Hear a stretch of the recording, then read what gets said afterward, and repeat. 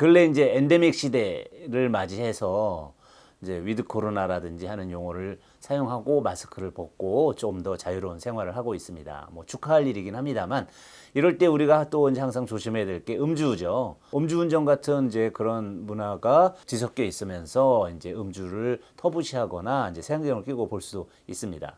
오늘은 그런 이제 부작용적인 측면이 아닌 실제 약으로서의 술에 대한 얘기를 좀 해볼까 합니다. 실제 페르시아에서 와인이 처음 나타났을 때도 약으로 이제 사용하면서 퍼지기 시작했다고 하고요. 과거에 이 아시아권에서도 약으로서 술을 이제 권하고 사용하고 했습니다. 실제 술을 약으로 사용하려면 한의사들이 처방을 낼 수가 있습니다. 체질적인 부분, 오장육부의 기능에 따라 여러 술 종류를 권해드릴 수도 있고요. 저희가 한의사들이 당금주라고 하죠. 당금주의 원천도 이제 한약이라고 보시면 되겠습니다. 수천 년 전부터 소장의 흡수율을 높여서 조금 더 빠른 효과를 보게 하고 알코올의 성능을 약성에 응용하면서 이제 사용을 했었고 그것들이 지금 이제 당금주의 형식으로 민간에서 많이 사용되고 있죠. 이제 한방에서는 주수상반전이라고 해서 약을 끓일 때 물과 술을 반반씩 넣고 끓이는 방법으로 하는 경우들이 많이 있습니다.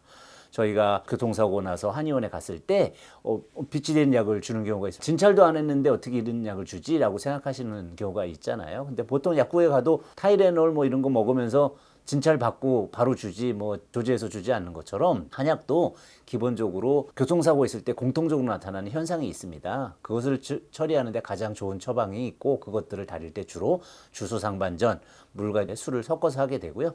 실제 술을 넣어서 다리게 되면 다 끓이고 난 다음에 알코올에 의한 운전에 어떤 지장을 주는 알코올 성분은 없죠. 그러나 그것이 안에 그 약을 우려내는 과정에서도 깊이 관여를 하기 때문에 이제 한방에서 많이 사용을 합니다.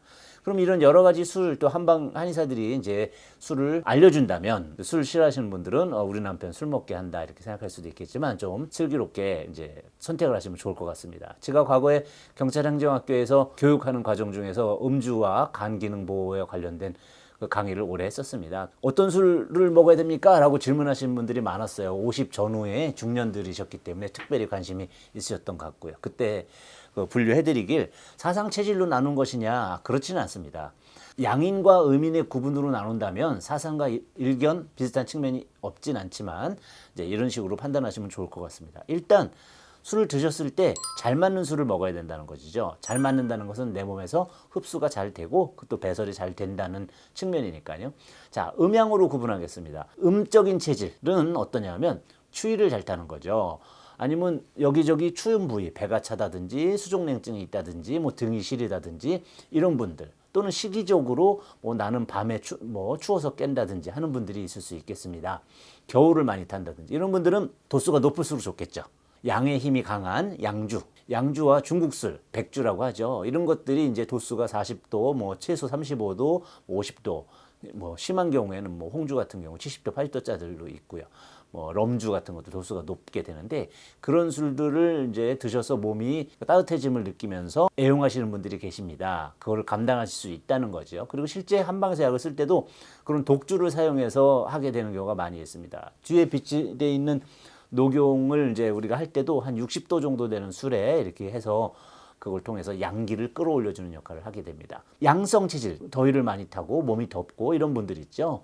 속옷 안 입고 땀 많이 나고 하시는 분들은 맥주 드시면 항상 시원하시잖아요. 그런 부분들이 이제 체질적으로 음적 체질이냐 양적 체질이냐에 맞춰서 고르시는 방법이라고 볼 수 있겠습니다.